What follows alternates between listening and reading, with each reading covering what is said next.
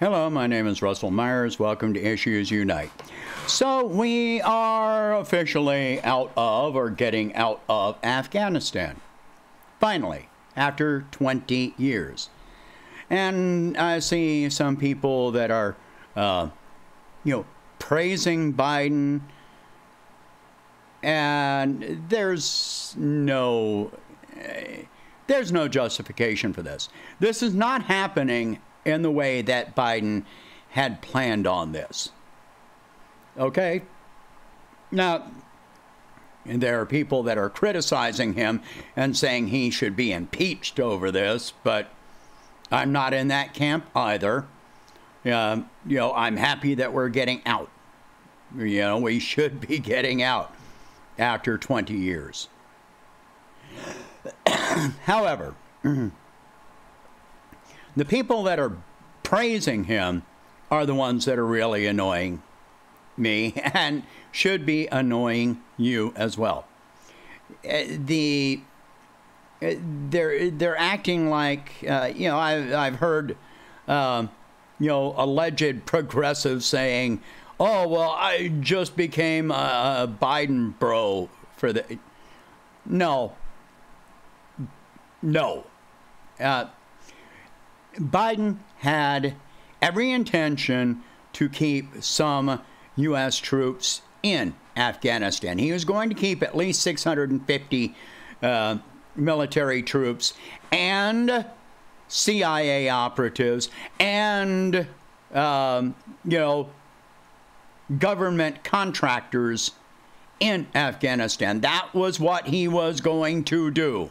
And I've already pointed out before that him getting out of Afghanistan doesn't mean that he is not bombing Afghanistan. All right? So there was no intention for him to get out of Afghanistan. Do you remember when we were getting out of Afghanistan in 2009 and 2011, and then the troop surges that followed? Because what? Because U.S. interests had been threatened or attacked or whatever. You keep those 650 people and CIA and contractors over there, and you're just leaving the door open to bringing more troops back in all over again. Again, this did not happen as planned. Just last month, Biden was saying, "Oh, no, this is not going to happen in a disorderly manner, and there are not going to be, it's not going to be like Vietnam with helicopters picking people up off of roofs of buildings." That's exactly what happened.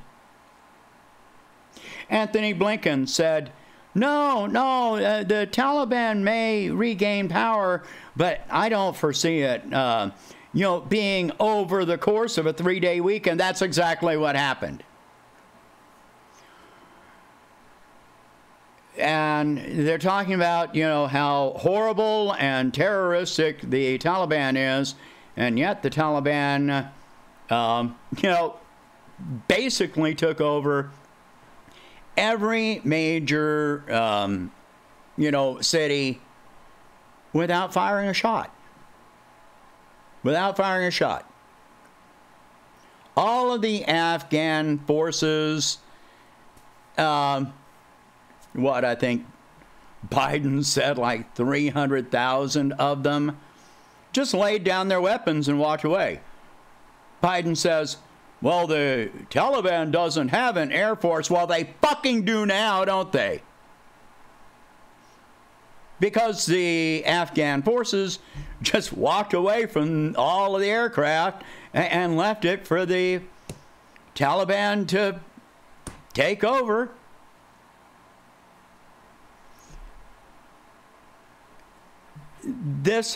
None of this happened. There was no planning. There has never been any planning.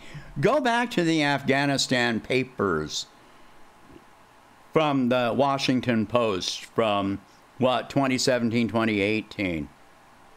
And they did interviews with hundreds of military commanders and strategic planners and all these people that came out right out and said there was never any plan. There was no goal. They didn't know what they were doing because there was never anything defined for them to do. When we went into Afghanistan, if you remember this, the Afghanistan government was not declared terroristic. George W. Bush said that the Taliban was harboring terrorists, Al-Qaeda terrorists, the same Al-Qaeda that the U.S. government and military subsequently worked with, armed and funded in Iraq and Syria and, yes, in Afghanistan. So the Al-Qaeda was suddenly our ally, and the Taliban were the terrorists.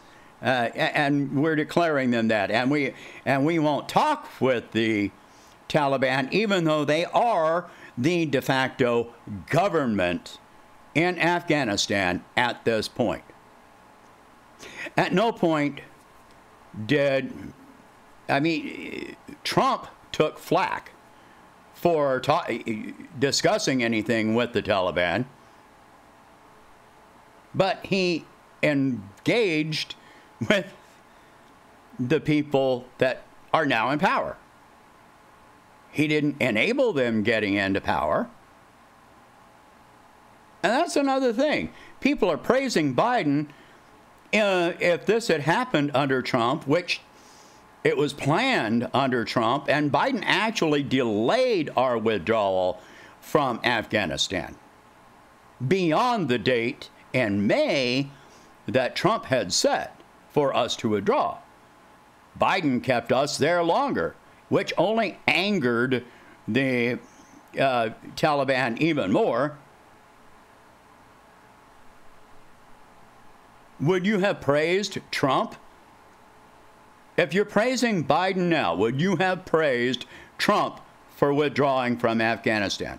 Okay, then we've got the people that are talking about this being about women's remaining there for women's rights.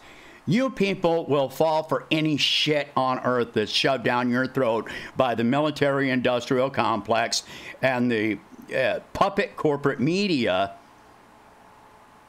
that wants to continue every damn war. When we were talking about pulling out of Syria, then they were talking about, but we've got to stay there and protect the Kurds.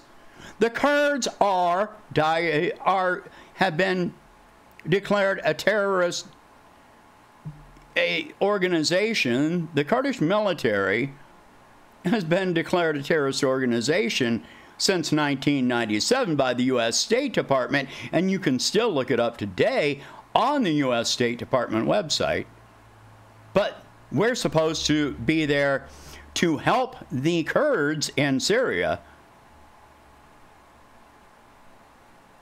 Okay, and now we're supposed to stay in Afghanistan because it's about women's rights. Women's rights were very much suppressed in Afghanistan before 2001. Understand this. We put the Taliban in power. Ronald Reagan did that. Yes, we empowered the Taliban to overthrow the socialist government that was in power at the time because it was a socialist government. That's why the Taliban came into power. You look back to 1993, and Osama bin Laden was on the front page of the damn New York Times. as a hero. He brought the Taliban into power. He was one of those that brought the Taliban into power with our help. The U.S., the CIA trained Osama bin Laden. We armed and funded the Taliban to fight against Russia. But if you look further back than that, we had armed and funded terrorist groups in Afghanistan to attack Russia, to incite a response which Russia was responding to.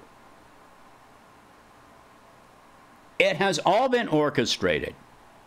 And now the Afghan president, the puppet president in Afghanistan, he already fled the country with a vehicle full of cash. This is a real report. He fled the vehicle, he fled the country with a vehicle full of cash. But we're not done with this orchestration, this manipulation. Now, the person that they think the Taliban is going to install as a president or ruler, whatever you want to call them, guess what? He was trained by the CIA, and he was the head of Voice of America for 20 years. He worked with British intelligence. And you think that you're not being played. You think that there's something. Why do you think that everything, all of this really happened without a shot being fired? Why do you think it really happened, huh? But here's a real tragedy, that even if you ignore all of that, even if you ignore every bit of that, for the past 20 years, we have been sending $300 million per day to Afghanistan, either in the form of spending on warfare, bribing people, or whatever else. $300 million per day. What, to keep us safe? Meanwhile, how many Americans have died because they couldn't afford medical care? How many Americans are homeless? How many veterans are struggling with PTSD and disabilities because of Afghanistan and Iraq and Syria and whatever else?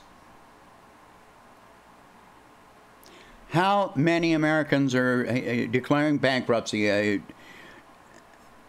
Just imagine for just a moment that our government had spent $300 million per day on American citizens.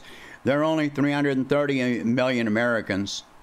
That would come out to, what, $800,000, $900,000 per day on U.S. citizens. On each and every U.S. citizen. Hell, just imagine that they took the spending from 1 or 2 single days. Just one single day. And handed out a check to every single American for $800,000 or $900,000. Just one day. Just one day. And here's their chance. Extend that spending by 1 or 2 single days and hand out checks for the benefit of American citizens.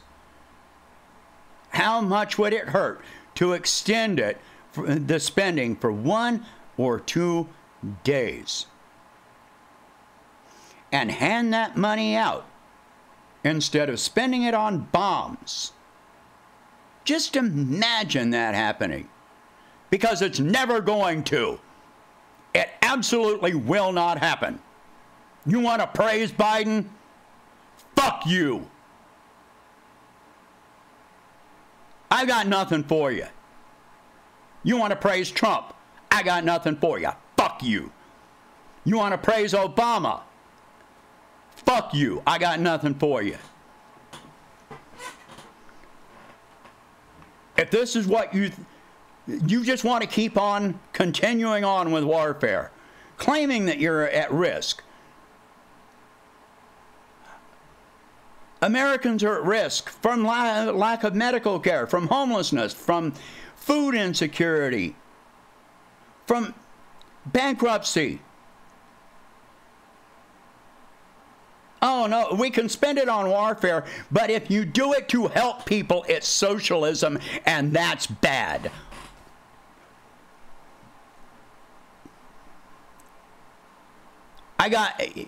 Where do you get this? Where do you get this in your twisted mind?